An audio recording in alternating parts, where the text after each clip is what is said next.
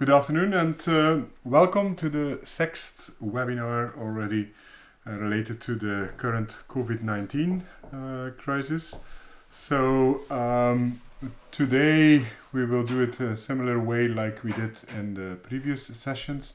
But today on the agenda we have some notifications regarding thesis topic selections, a working group on our professional practice updates, I think very important thesis selections, also applications for 2020 and 21, then something on Thesis Readers as well. And we end with two small varia points that we want to communicate. So after a short presentation, we will switch again to the question and answers session.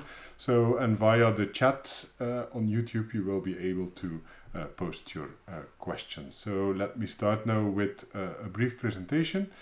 And you should now be able to see the presentation. Okay, good.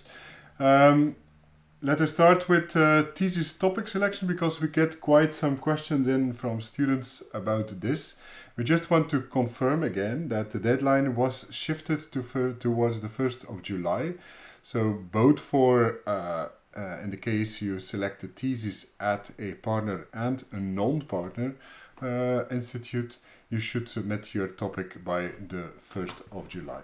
Note that we do not allow extensions on this, so if you have not started yet contacting your supervisors, do this as soon as possible.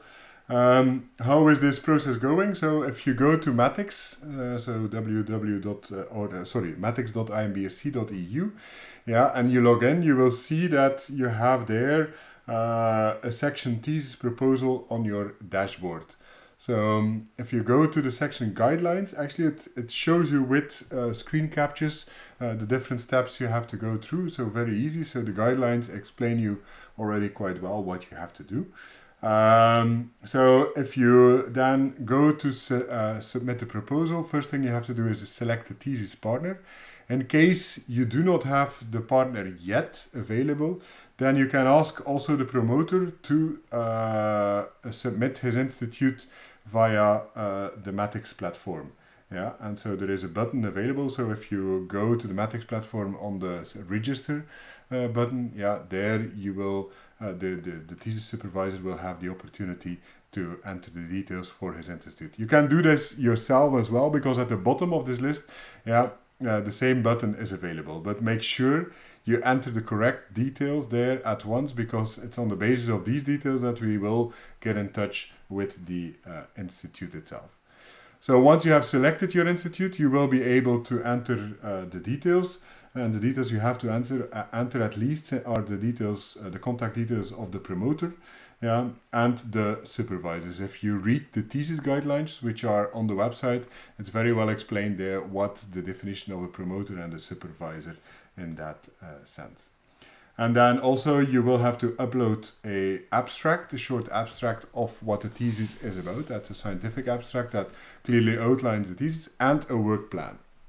A work plan is actually a listing of all the activities you will do during your master thesis. So that includes, for example, month 1 to 2, I will do, for example, field work, and this includes these methods. So make sure your work plan is well described, keeping in mind also the normal thesis submission deadlines. We know it's still far from now, because it is only within 1 year, but it's now the moment to discuss really very well with your thesis supervisors these elements.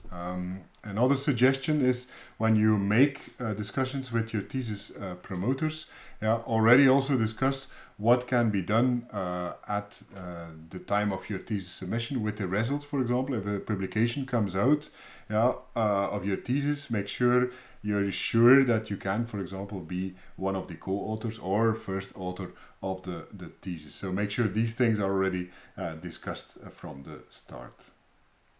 We just want to also inform you that on the website, so if you go to the thesis page, you will also find a link to other theses from previous years. This might also help you, for example, if you have a certain particular topic in mind. This might help you to find potential supervisors that have already experience with our program as well. So that's one way to help you in order to find the topics. Secondly, there is also, of course, a list of potential topics available also via the Matix platform. So that's also an easy one for you in order to find, okay, where can I find a potential supervisor? The main advice remains, don't wait too long to start contacting people, because as you know, the process takes quite a while, because you also have to upload and also a contract from your thesis supervisor in which he accepts you as a thesis student. Note that this contract is a binding contract, so the moment you sign it, you have a link between you and the thesis supervisor, so not unimportant to keep this in mind as well. Okay. Then some updates on the professional practices. Professional practices can have started already for some cases, or can start from next week onward. So the portfolio is open, and keep in mind that in the portfolio, this is the platform through which you will be able to upload all the elements of your professional practice. Note that the old webinar that was actually delivered before the start of this whole corona crisis, is still on our YouTube channel. So watch that webinar, because there it's quite well explained, we hope, what you have to do on a week-by-week basis. So everybody, also people that are going for the remote professional practice, will have to follow that that portfolio which is available there. So we expect students this week and next week, for example, to submit, for example, details on the start date, the actual start date. Then secondly, also details on what the personal objectives are of the remote or the professional practice. And thirdly, also a report of the first meeting you had with your supervisor, where actually the goals were set for your professional practice. So that's the first things we expect, and from next week onwards we actually start also with giving feedback on all these elements. Students that still have missing documents, and we're now talking, for example, on students that stay with a normal supervisor, for example, and do still keep with a normal professional practice, but delivered on distance, so in a remote way. Note that the deadline for those documents is tomorrow. So tomorrow. So if you were not able to submit the documents by tomorrow, then you will have to go for a remote professional practice. And note on the remote professional practice that their selections were done already, so your choices will be really limited. So if you do not have the documents yet, make sure you really push your supervisors to sign the documents where he is agreeing that he can still supervise you under the current conditions. The remote professional practices. So this morning we had a meeting where we actually did the final decisions on this. So what we did is we took all your selections into account, and we ran again the model that takes into account your priorities and also the supervisor's priorities, and on the basis of that we did an allocation of the topics. So these are the topics that will be carried out in the coming weeks, the remote professional practice topics, and and normally your supervisor should have had, will receive today, and also you as a student will receive today actually the confirmation on the topic that you will do. And so from next week onwards, Monday, most probably you will be contacted for starting up your remote professional practice. Then another element, as we mentioned last week as well, is that we will start up a working group on R, and this is the constitution of this working group. We have 3 teachers, so Colin Minto, Olivier Gauthier and Ulrike Braakman, respectively from Galway, GMIT, then from Brest, from UBO, and then finally Ulrike Braakman from Ghent University. Julia Jung and Stanley Moore, Osman Crespo and Valentin Gislin, are the 4 students that actually volunteered from the second year also to participate in this. The working group will start next week, the 21st of April. So that's the moment where this working group will start outlining, okay, what the elements of some preparatory material on R will be. So if you have suggestions to this working group, for example, feel free to already send your suggestions to, I think the student representatives are the ideal people here, because Ulrike Braakman from Ghent took the lead in this working group, and she also asked the students to come up with potential elements that would be really useful in this matter. Okay, something for second year students. Thesis readers. So the deadline was last week on Friday. That was what was communicated to all the thesis supervisors. And we're quite disappointed to see that right now 33 students, 33, which is more than 1/3 of the whole populations, do not have any reader assigned yet. So please remind your supervisors to really answer this and to come up with suggestions. Because if you do not have readers, your whole thesis submission process will be blocked. So even if you submit your thesis in August, if you make an extension on the submission, also know we need these readers. We will not extend this further because it's just blocking our internal functioning as well. So please ask your supervisors to come up with a suggestion for your supervisors. And also remind them that if there's no supervisors, then we are in a situation where you can even not submit your thesis. Sorry to be quite strict on this, but else it's just impossible for us also as a management team just to keep on our normal work, because there's much more happening than just making sure theses can be defended. Okay, good. We also want to update you on next year. Applications, because we had actually the second round of applications that ended.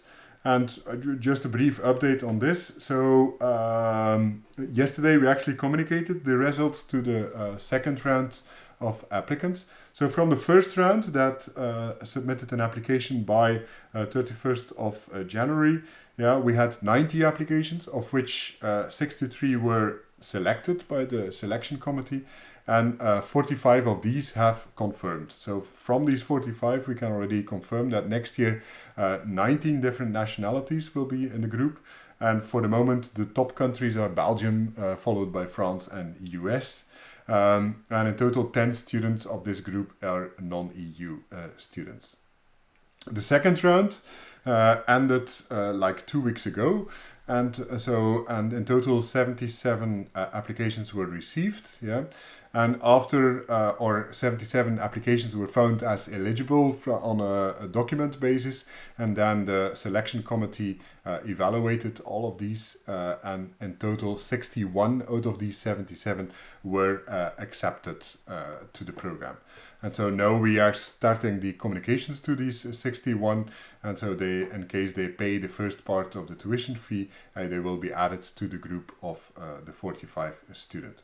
We just want to remind you that there is still a third round for EU students. So if you still know somebody that would have interest in the program, they can still apply until the 31st of May. But that's only for EU students. So for non-EU students, there's no possibility anymore to apply to the program and to become active from September onwards. Currently, that's just looking at our application tool, we have about 25 people that are still busy working on an application from the EU. Okay, then let me end by 2 site communications, Varia communications. So we have somebody in our team, Evelyn Paredes Corral, is working on a PhD where in the context of a project where she's mainly involved with marine and maritime industries. And one of the things she is doing there is actually seeing or looking whether people that work in a blue context, for example, are so-called more ocean literate than people that do not work in such a context. So this week she will launch the so-called Blue Survey.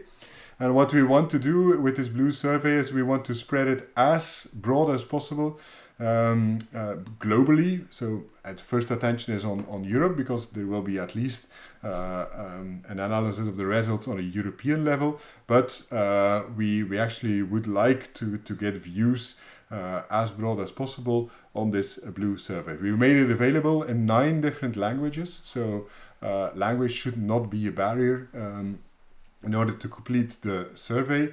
And we actually would like to invite you as well to share this survey as broad as possible in your networks, and to share it via any possible channel. So the URL will be the http://thebluesurvey.eu. So that's quite easy to remember. It's also why we made a dedicated URL. So this week this will be launched on social media as well via regular email, but we really invite you to communicate it and to spread it further, so we can capture as much as possible relevant information on how we potentially can also make sure we deliver people with an appropriate background to actually play a role in make sure we treat our oceans or ocean in the best possible way.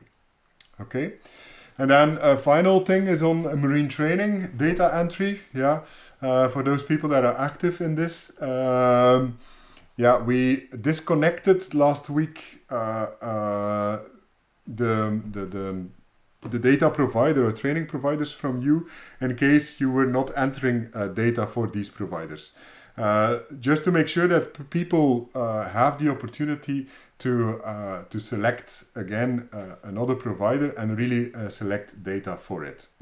So what did we see? That still is a lot of students that are kind of immediately ticking again a whole list of providers, but do not enter data for it. And by that, actually, these students are blocking other people that are doing data entry or data correction, also people from our team, for example. So please only select those providers if you are entering data for them. So do not select a whole list of providers and leave them there kind of as blocked data entry providers. Just as a side element, so in 2 weeks' time we will close the first session on this data entry, and we will then actually send the requests to IMBRSea, so this element can be closed as well. Before we go to the questions section, I just want to remind you, like previous weeks, for example, first of all, people that are working on their thesis, please regularly update your Matix platform with information on the current status of your thesis. And secondly, people that are moving to another location, even within one country, for example, please update your whereabouts in the form and check on a regular basis, for example, whether all your information that we have about you is indeed correct. Okay, that was it for the presentation, and now I would like to switch to questions and answers that are arriving on the chat. Okay, Paul, question. My supervisor doesn't know if we will be able to do fieldwork. I already uploaded the confirmation, but the risk assessment document may change. Is it a problem to upload it at the beginning of May? And we're talking here about a professional practice.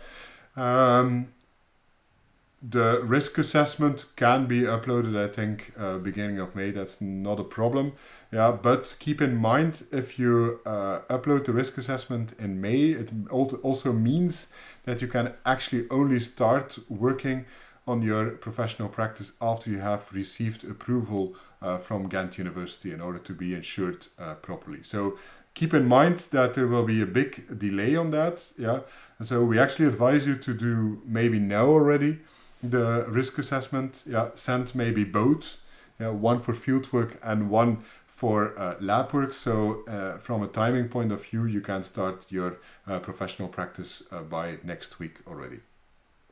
Jan, how flexible are the information we're going to enter on the Matix platform regarding the thesis? Yeah.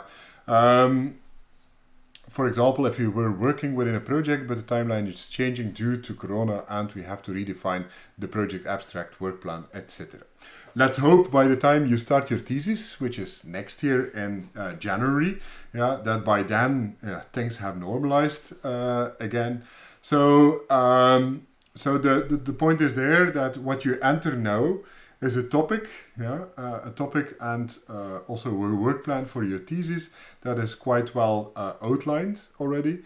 And the idea behind is that we are sure that your thesis supervisor and yourself have agreed on something. Then what happens when you start your thesis, often it's the case that because of certain situations things change slightly.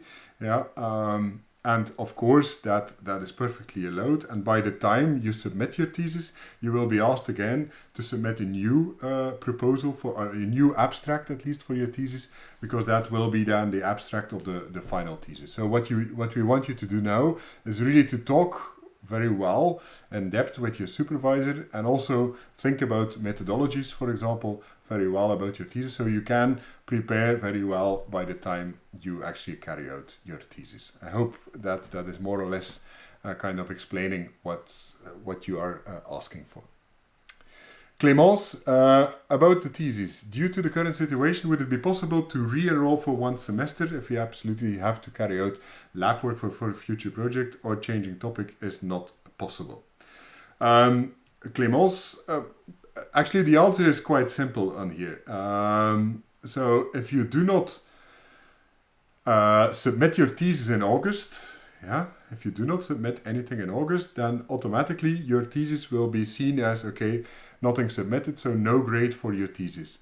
So that in this case you will be asked, okay, whether you want to continue your studies, and you will have the opportunity indeed to re-enroll for the program for one semester, but re-enrolling means also you have to pay again for half an academic year, because the thesis is 30 credits. So if you agree to this, note that we have informed all the supervisors that they should come up with an alternative plan for you as well. So it may not be because of a stubborn supervisor that you are forced to re-enroll again for one semester. So that should be clear, that you should have the opportunity to submit your thesis well in time. But as I mentioned, and we have had that situation already in previous years as well.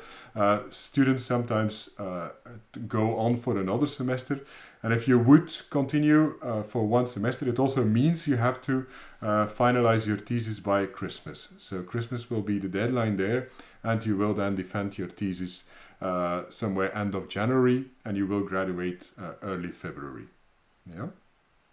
Chambert. Ambre has also a question. My professional practice started yesterday, so on Wednesday. How do I do for the timesheet that starts on a Monday? You just start entering. You do not enter any hours for the Monday and the Tuesday, for example. But you start entering times from the Wednesday onwards. So that's quite easy, I think. So your first week will only contain days, probably on Wednesday, Thursday, and Friday. So that's the way it should go.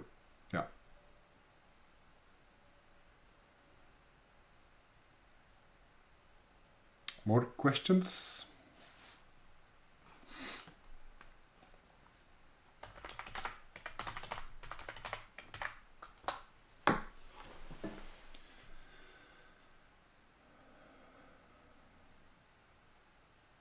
A question from Wart for the second year. I am not sure if my supervisor already provided thesis readers. If not, do we get a reminder email, or should I check with her whether she already provided readers?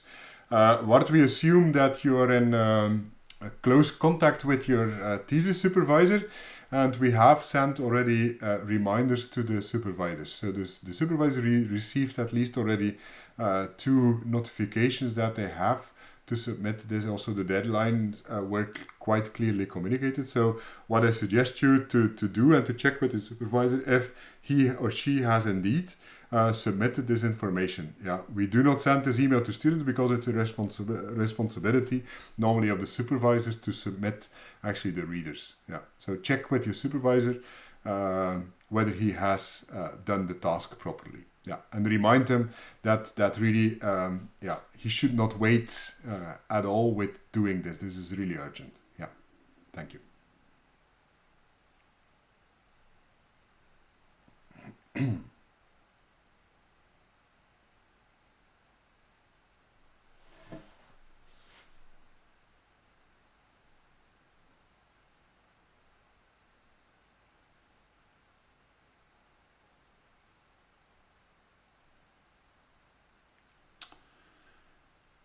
I don't see more questions coming in. So that means, hopefully means that things are quite clear. So if no more questions come in, then I think we can conclude this 6th webinar already. Just want to inform you that next week, again, at Thursday at 12 o'clock, we will have again a webinar, number 7 already. So if you have certain topics that you want to be discussed during this webinar, feel free also to send them to us so we can also share them and we can prepare them in order to make sure that we provide you with the most up-to-date information. There is another question coming in. Hello Tim, I have a question about the documents needed to be uploaded for the professional practice topic. Already mine saying needed on the document because I don't have an accessible printer. Yeah, you can send the documents in a digital format. So, and even a digital signature will do now for the moment. So this is a very specific question. So or if you send a copy of it, a digital copy of things, you can take a picture even of the things. So there we're quite flexible, let's say right at the moment in order to receive documents in a proper way. So digital signatures, digital copies, for example, even a confirmation email. For example, if you would have problems on really getting things, yeah, will do as well. But maybe send out an email also specifically on your case to the info@imbrsea.eu email address, so we have also a track record on this case. Yeah. Okay. Okay. Thank you very well. So if no more questions, then thank you all for joining this webinar. We were up to, let's say, 40-50 people at the same time watching, so which is making clear that these webinars still have a certain meaning. So next week, see you next week on Thursday. I wish you all the luck with your professional practices, with your thesis work as well. And hope to see you next week. There's still a question coming in from Ambre. Do we need to complete another risk assessment when we're doing the professional practice from home? That's something we answered already before. First of all, it's not you that completes the risk assessment. It's your promoters or supervisors that are completing it. And if you do it from home, if it's a regular professional practice, yes, you have to complete a risk assessment. If it's a remote professional practice, then you don't have to do it. So the teamwork ones, yeah, then there you don't have to do it. But normal ones, yes, you have to submit a risk assessment. Yeah, okay. Thank you very much and see you all next week for a new webinar. Bye-bye.